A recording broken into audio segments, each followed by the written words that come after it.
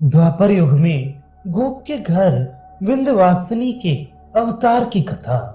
श्री दत्तात्रेय जी कहते हैं, भृगुकुल के द्वारा सर्वथा आराध्य देवगण द्वारा पूर्व काल में किए गए इस मार्तका स्तोत्र को हे परशुराम मैंने तुम्हें सुनाया।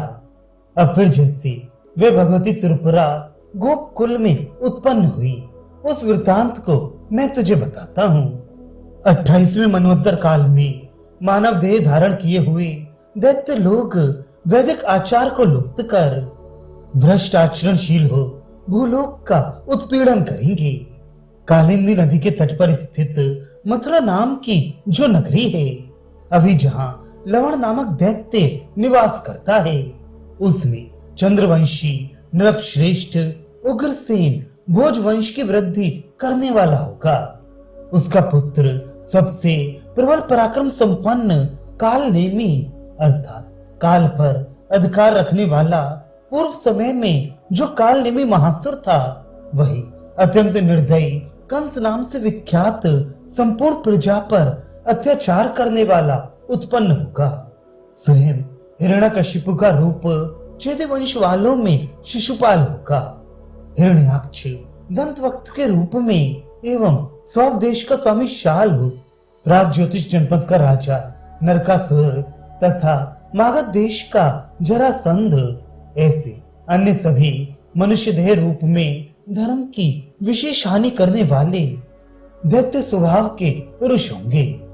इनमें प्रत्येक राजा अनेक कोटि सेनाओं से युक्त होंगे।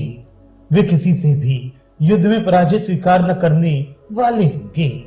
महाप्रबल बलशाली एवं संपूर्ण अस्त्र को चलाने में अत्यंत कुशलता प्राप्त करने वाले होंगे। उनमें सबसे अग्रणी कंस होगा, जो देव ब्राह्मण तथा सत्पुरुषों का अधिकाधिक उत्पीड़न करने वाला एवं भूमि पर अत्यंत दुर्दश रूप से महारथ पराक्रम संपन्न होगा। अनंत भीषण अत्याचारों के अधिकाधिक पापों से त्रस्त हो भूमि अधर्मी पुरुषों के अत्यंत अधर्म के भार को ना सहती हुई ब्रह्मा के पास जाएगी। ब्रह्मा पृथ्वी सहित देवगण को साथ लेकर विष्णु के पास जाएंगे। वहां जब सब श्री विष्णु से विमर्श कर ध्यान कर शिव की प्रार्थना करेंगे तथा ध्यान करने से वे आएंगे, तब भूमि की रक्षा नहीं की जा सकती, ये उत्तर देंगे। इसके बाद त्रिपुरा परमेश्वरी भगवती का ध्यान ये तीनों साथ में लिए हुए देवगण सहित करेंगे। उन देवता लोगों से प्रणत और पूजित हो भूमि के भार को हरण करने की प्रार्थना करने पर वह भगवती उन्हें आश्वासन देंगी, हे देवगण, तुम सब लोगों से इन दुष्टों के प्रतिरोध का भार संभालने में नहीं आएगा। ये सब दैत्यगण तपस्या के प्रभाव से युक्त एवं महाबल पराक्रम संपन्न हैं। उन्हें तुम काल एवं वीर के प्रभाव से जीत नहीं सकोगे। इसलिए तुम सभी देवगण इस भूमि पर मनुष्य जन्म के द्वारा अवतरण करो और मैं भी तुम सबके पीछे अवतार दूंगी।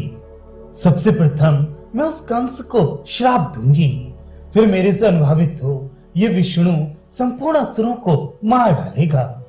मेरे से वर पाया हुआ अत्यंत सदाचारी सत्पुरुष नंद नामक गोप है, जो अभी पृथ्वी पर यमुना के सन्निकट गौओं का पालक और व्रजभूमि के प्रदेश का अधिपति है। उसकी पत्नी में मैं जन्म ग्रहण कर आऊंगी और ये साक्षात विष्णु वसुदेव की पत्नी देवकी में उसके सकाश से उत्पन्न होकर अवतार लेगा। अदला बदली से नंद व गोप के घर से मुझे लाकर कंस के निकट पहुंचा देना, तब मैं उसे नष्ट करूंगी। इस प्रकार महादेवी त्रिपुरा के कहने पर वे संपूर्ण देवगण पृथ्वी पर वहां छाए पाप के भार को दूर करने को तैयार हो अपने अंशों से द्विज कुलों में आविर्भूत हुए। श्री नारायण भी वसुदेव के सकाश से देवकी में संपूर्ण कलाओं समेत अवतार लेगा। यादवों के उस सुंदर कुल में अंधकार पूर्ण अर्धरात्रि के बीतने पर विष्णु भगवान अपने स्वरूप से आविर्भाव करेगा। तब वसुदेव से स्तुति किया जाकर बालक रूप धारण कर उसे कहेगा, देव ऋषि नारद के कहने से अपनी बहन के गर्भ से उत्पन्न संतान से अपना मरण जानकर ये मेरा मामा कंस अत्यंत भयभीत होकर बराबर जागरूक रहता है। इस समय भगवती महादेवी मोहिनी की माया से मोहित तो मेरे जन्म के रूप में आई अपनी मृत्यु को वह ना जान पाई। तब तक अति शीघ्र मुझे नंदगोप के घर में ले चलो, जहां उस परमेश्वरी ने जन्म लिया है। उनकी कृपा से मैं आविष्ट हो बड़ा होकर उसे जीतूंगा। अभी क्योंकि ये महामहिम कंस अत्यंत बलशाली है, अभी जीता नहीं जा सकेगा। अतः मुझे नंद के घर में ले चलो और वहां पहुंचाने के बाद उसे यहां ले आना। तत्पश्चात वही इस कंस के बल को हर लेगी और तू संपूर्ण चराचर जगत की जननी उस त्रिपुरा का स्मरण करना। तेरा कहीं भी प्रतिरोध, रुकावट, बाधा नहीं होगी।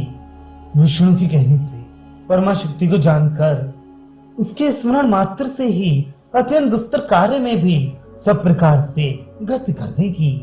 इसे समझ वसुदेव उस शिशु रूपी बालक को लेकर निर्भय हो गोकुल ले जाएगा। उस घोर अंधकार से पूर्ण रात्रि में महादेवी का स्मरण करता हुआ वसुदेव अपने जाने के मार्ग को भले भांति प्रकाशित देख बिना बाधा के यमुना को पार कर गया। उसने मोह से ग्रस्त अत्यंत प्रगाढ़ निद्रा में सोए लोगों से पूर्ण नंदगोप के घर यशोदा के शयनागार में उस भगवती जनिता सबके मूलभूता देवी का दर्शन किया। करोड़ों सूर्यों की भास्वर कांति वाली 3 नेत्र धारण किए, चंद्रमा को मुकुट में धारण किए, शूल, तलवार, खड्ग, परशु, पान पात्र, कमंडल, मृग चर्म और पाश इन्हें 8 भुजाओं में धारण किए। अति भीम रूप वाली काल रात्रि को कन्या रूप में देखा। उस समय वसुदेव ने 7 वाले शिशु को रखकर भगवती को प्रणाम किया कि तभी ब्रह्मा, शंकर और नारायण ने भी आकर त्रिपुरा भगवती शिवा की स्तुति की।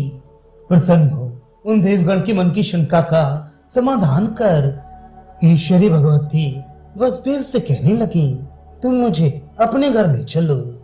तत्पश्चात जैसे वे उसे ले जाकर घर में देवकी के पास रखाया, ठीक वैसे ही द्वारपाल लोगों द्वारा चारों ओर से शिशु हुआ जानकर शिशु रूप वाली उस कन्या को देख कंस अपनी मृत्यु को लेकर बारंबार बहन देवकी के वरण करते रहने पर भी मारने को ही मनन करता रहा। तभी उसे उठाने में अधिक गुरुतर भार अनुभव कर ले चलने में असमर्थ हो तुरंत भूमि पर गिरा दिया। अनंतर वहां से छूटकर अपने अव्यक्त पूर्व रूप को ही प्राप्त कर आकाश मार्ग में जाती हुई उसे बोली, हे पापी मूढ़ कंस, तेरे ही निकटवर्ती क्षेत्र में स्थित अपनी मृत्यु को भी तू नहीं जानता। वह अति स्वल्प समय में ही आकर तुझे भूमि पर मार गिराएगा। देख, मैंने तत्काल तेरा सारा बल हर लिया। ये कहकर महेश्वरी भगवती अंतर्धान हो गई। तत्पश्चात वे महादेवी नंदगोप के यहाँ उस बालक में प्रवेश कर उसे वर्धनशील करने लगी।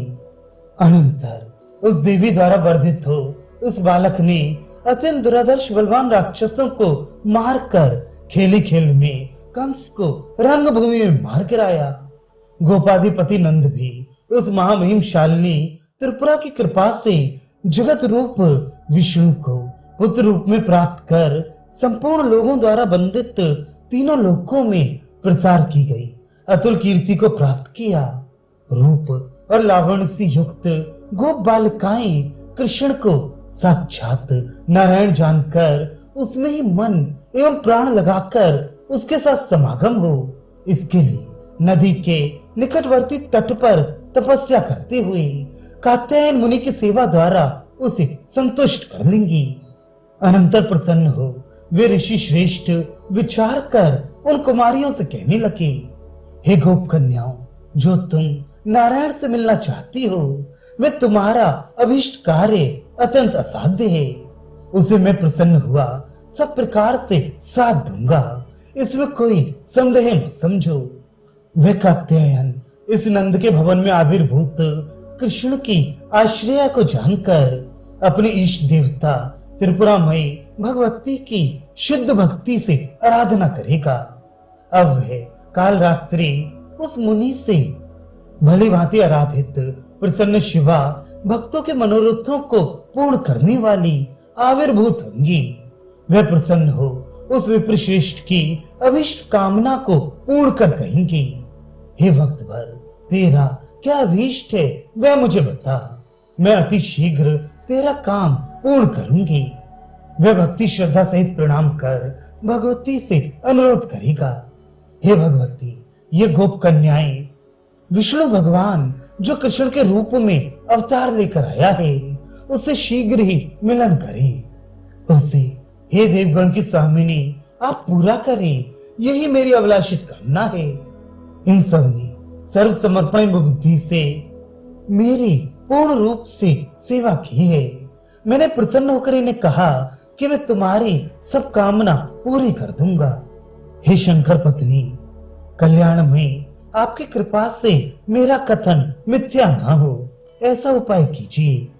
तीनों लोकों की ईश्वरी भगवती आद्य त्रिपुरा इस प्रकार कात्यायन मुनि के वचन सुनकर उसे कहेंगी, हे दुष्श्रेष्ठ तथा स्तु, परंतु इस विषय में उन सब गोप बालाओं के मन में संकलित जो कामना है उसकी पूर्ति के लिए इस मार्गशीर्ष मास में मेरा व्रत करें, जो मैं तेरे नाम से प्रसिद्ध कात्यायनी हूँ। उसके कहने से व्रत का विधि पूर्वक पालन करने से तत्पश्चात उनकी अभिलाषित इच्छा को मैं पूर्ण करूंगी। ये कहकर वे अदृश्य हो गईं।